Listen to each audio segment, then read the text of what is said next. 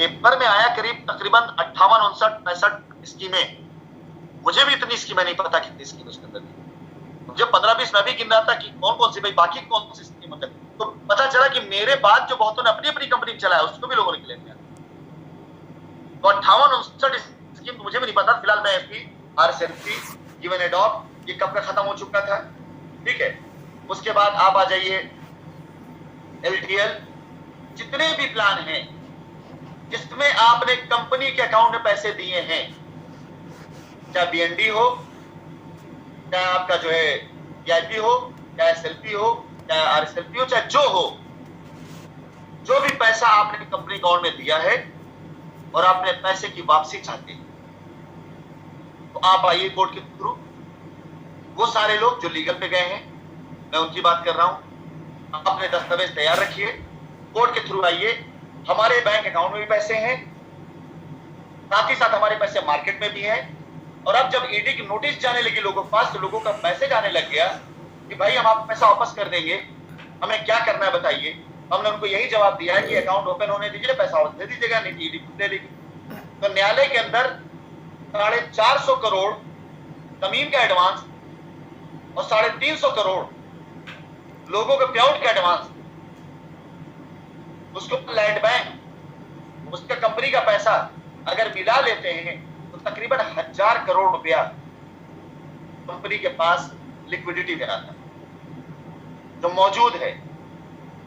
आप क्या लगता है, जब न्यायालय के थ्रू मांग लेंगे तो ये सारी लायबिलिटी 1000 करोड़ से ऊपर होगी? 100 करोड़ भी नहीं होगी साहब।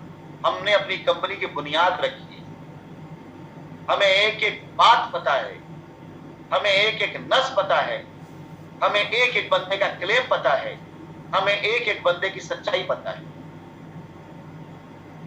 आज ये डेटा नोट कर लीजिए, लिख लीजिए। अगर इस डेटा में हर्फ आ गया ना तो मुंह पे थूक दीजिएगा, 100 करोड़ का भी क्लेम ना दे पाएंगे। लिख लीजिए, 100 करोड़ का भी क्लेम लोग नहीं दे पाएंगे, थूक दीजिएगा मुंह पर। ईमानदारी से काम किया हमने।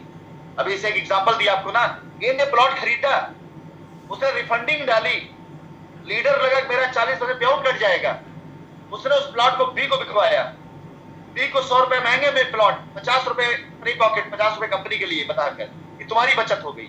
400 का माल 500 का था तो अगले को 450 में बेचा, 50 वहां से भी कमाया, पैसा अपने अकाउंट में लिया और यहां से 20% काट करके उसको पैसा दे दिया। और वो क्लेम करने नहीं आएगा कि उसको उसका पैसा मिल चुका है, ये क्लेम करने आएगा इसका पैसा कंपनी नहीं एसोसिएट के पास। ऐसी बहुत सी चीजें हैं जो टेक्निकली हर उस एफआईआर वाले को, मुझे भी तकलीफ है, मेरे कस्टमर हैं, हर उस एफआईआर वाले को कहीं न कहीं उलझा सकती है, जो वकीलों की फालतू राय पर। अब कोई फिल्म का पात्र है क्या कि कोई हीरो टाइप का वकील आएगा, काव काव करेगा और आपकी एफआईआर डलवा करके फिर ये करा देगा, वो करा देगा? अरे कुछ कर पाया क्या? तो फिलहाल ये रास्ते तीनों पोजीशन वाले तैयारी करें, हम एफिडेविट डालने जा रहे हैं। आप निश्चित रहें, लीगल में नहीं है, बिल्कुल निश्चित रहें। आप अखबार में हम देंगे विज्ञप्ति कि शाइन सिटी अपनी इस शहर में इस साइड पे पोजीशन देने जा रही है, आपने दस्तावेज लेकर के आए, संपर्क किया, पूरा समझिए, आपका पोजीशन मिलेगा, परेशान मत होइए बाप। दुआ दीजिए आप हमें, आपका आशीर्वाद बना के रखिए। हम ये एप्लीकेशन देने जा रहे हैं कोर्ट के अंदर, ये मान लिया जाए और आपकी लायबिलिटी खत्म हो जाएगी, बिल्कुल बिल्कुल। लेकिन जो लोग लीगल में गए हैं पोजीशन को लेकर, वो अपने ट्रांजेक्शन, अपनी रजिस्ट्री, अपना सब कुछ तैयारी कर ले, यहां लेकर उनको आना है। कहीं कोई हेर फेर हो गया, वो विवाद चला जाए, डिस्प्यूट हो जाएगा। और अगर आपको लगता है कि हाँ ऐसा कुछ हो सकता है, तो बाहर अगर आउट ऑफ कोर्ट बात करना है तो आप एफआईआर, वो रास्ता क्या होगा हम आपको वाइस कोर्ट के द्वारा बता देंगे, रिलेटिव द्वारा बता देंगे, उस रास्ते पर आप आइए। इसके अलावा जिनकी रजिस्ट्रियां नहीं हुई हैं, वो सारे लोग जो लीगल में नहीं हैं, हमारे पास 400-500 करोड़ के आसपास की लैंड बैंक आज भी तैयार है, रिकॉर्ड के अनुसार बेस्ट ऑफ द बेस्ट रास्ता देंगे आप। एक बार हमें ये आवेदन डालने दीजिए, आशीर्वाद दीजिए, दुआ दीजिए कि हमारा यह आवेदन मान लिया जाए। उसके बाद आप निश्चिंत रहें, आपके साथ बैठ करके आराम से बेस्ट ऑफ द बेस्ट रास्ता दीजिए। लेकिन अगर आप लीगल में हैं तो आप भी निश्चित रहें आप भी। ऐसा नहीं कि आपका रुकेगा, लेकिन आपको अपने ट्रांजैक्शंस प्रूव करने पड़ेंगे, क्योंकि बहुत से लोगों ने, जिन्हें मैं भी जानता हूं, अनाप शराब एफआईआर, ऐसे एफआईआर करी है जिसका कोई बेस ही नहीं है। एक कैरियर डालेगी 60,000 करोड़ का, जिसके अंदर न जाने क्या इतना लंबा बनाया गया है क्लेम। हम क्यों माने ऐसे लोगों को? क्यों? मजबूरी हमारी। अगर एक गलत एफआईआर हमने मान ली तो हमें सब मानना पड़ जाएगा। ये प्रॉब्लम हमारी। अगर एक भी गलत लीगल में गई एफआईआर को हमने उसके अनुसार रास्ता दे दिया तो उसको बेस बना करके सारे लोग हमसे वही रास्ता मांगे। हमारी मजबूरी है कि बगैर पूरी तरह से वेरीफाई कराए हुए मैं लीगल वालों को तभी रास्ता दे पाऊंगा जब उनका हर एक चीज वेरीफाई हो। और एक बात आपको बताऊं, शायद हिंदुस्तान की पहली कंपनी है जिसका मालिक कानून का इतना ज्ञाता है, जिसका मालिक इतना कानून को जानता है पूरी तरीके से। भारतीय संविधान को, मैं वकील नहीं हूं, प्रोफेशनल डिग्री नहीं मेरे पास, लेकिन मेरी नॉलेज किसी वकील से कम नहीं। मैं अक्सर फिल्में या टीवी सीरियल या किताबें वही देखता पढ़ता हूं जिसमें कानूनी प्रक्रियाएं हैं। अगर अदालत बेस कोई होता है, कोई कानूनी बेस मामला होता है, कोई केस होता है, तो उसकी स्टडी जरूर करता हूं। हिंदुस्तान के हर चर्चित केस, दुनिया के हर चर्चित केस तो मैं स्टडी जरूर करता हूं कि कोई केस हारा क्यों और कोई केस जीता क्यों। मैं उन चीजों पढ़ता हूं। कभी आइए, अगर मैं अपना मुकदमा लड़ने अदालत आ गया ना, तो मेरे वकील तो मेरे साथ में होंगे, लेकिन सबसे बेहतर बहस अपने मुकदमे की मैं कर सकता हूं, तो मुझे हर एक चीज याद है। इसलिए ये कानूनी रास्ता तो आपके सामने मैं रख रहा हूं। मेरी मजबूरी, अगर एक आदमी को भी मैंने गलत तरीके से उसकी बात मान करके जो लीगल में वो रास्ता दे दिया जो चाह रहा है, जो गलत है, मुझे सबका मानना पड़े। इसलिए मेरी मजबूरी है कि मैं जो भी दूंगा लीगल लोगों को वही रास्ता दूंगा जो सब।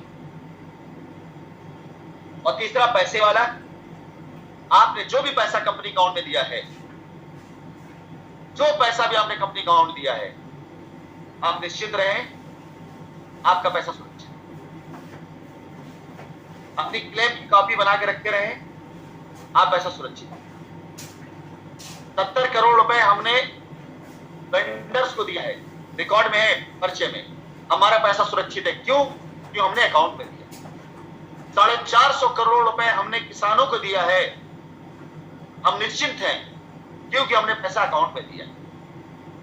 और हम चाहे ना चाहे, एजेंसी ने लाके हमें दे दिया रिपोर्ट हमारी। 350 करोड़ रुपए हमने एसोसिएट प्रेसिडेंट को अकाउंट में दिया है, हम निश्चिंत हैं क्यों हमने अकाउंट में पैसा दिया। 1000 करोड़ रुपए हमारा ऐसे खड़ा कर दिया एजेंसी ने, क्यों? क्योंकि पैसा हमने अकाउंट में दिया। अब आप ही बताइए कि हम गाड़ी एजेंसी को पैसा हमें देना है, गाड़ी एजेंसी को, हम गाड़ी वाले को ना दे करके हम पैसा दे रहे बालू वाले को और क्लेम करे गाड़ी वाले को कि तुम्हारा भाई था, तो क्या बालू वाले यहाँ पे गाड़ी वाला गाड़ी दे देगा क्या? विवाद के बाद नहीं देगा, कभी नहीं देगा। तो जिन लोगों का पैसा कंपनी के अकाउंट में आया है वो निश्चिंत रहे, तैयारी कर लें। जितना पैसा आपका आया है पूर्ण रूप से सुरक्षित। अच्छा, एक बात और बता दें, अपने 450 करोड़ जो किसान को दिया है ना, जांच एजेंसी ने उसमें ब्याज नहीं जोड़ा है कि ब्याज जोड़कर इतना इनकम होता है, खाली मूल जोड़ा है। हम भी तो कह सकते थे कि हमने किसान को पैसा दिया था, किसान ने कहा 3 साल बाद तुमको डबल जमीन देंगे।